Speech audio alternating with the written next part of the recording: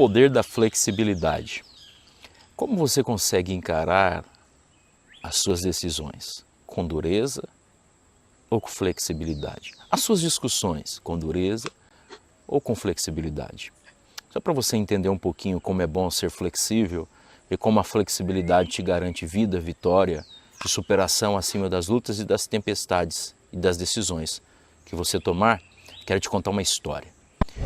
A história diz que um pai e um filho estavam andando no meio da floresta. Enquanto eles caminhavam no meio dessa floresta, eles foram cercados por uma repentina tempestade. Essa tempestade colocou medo nos dois. E eles procuraram um abrigo e encontraram uma pequena cabana abandonada. E eles ficaram ali até que a tempestade passasse. Mas enquanto ali estavam, eles observaram, junto ao pai e o filho, que os ventos estavam assoprando com tanta força que as grandes árvores que ali estavam se quebrando ao meio.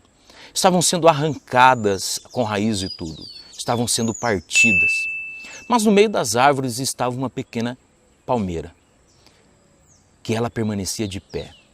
Enquanto as grandes árvores se quebravam, aquela palmeira era curvada ao meio. Ela chegava até o chão, mas o vento assoprava de um lado para o outro. Ela se curvava, mas ela não se quebrava. Ela se curvava, mas ela não era arrancada ao meio. O pai, entusiasmado com aquela situação e temeroso, também quis passar para o seu filho uma experiência diante daquela situação que eles estavam passando. E ele disse: filho, na vida você tem que ser como aquela palmeira. E o filho observa a palmeira como a maneira com que eu estou lhe dizendo. Ele disse: pai, como assim aquela palmeira?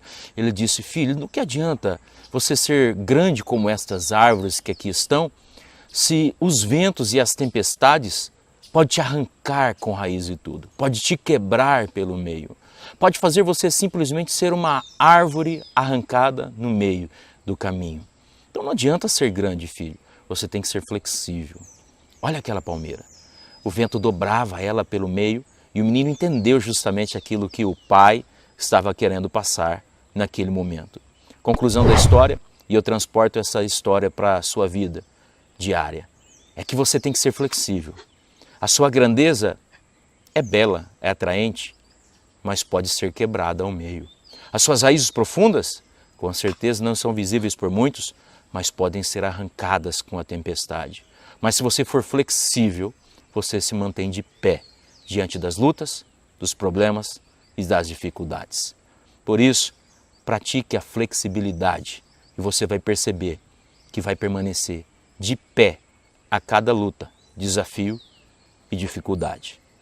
Até o próximo vídeo. Deus te abençoe. Desfrute do poder da flexibilidade.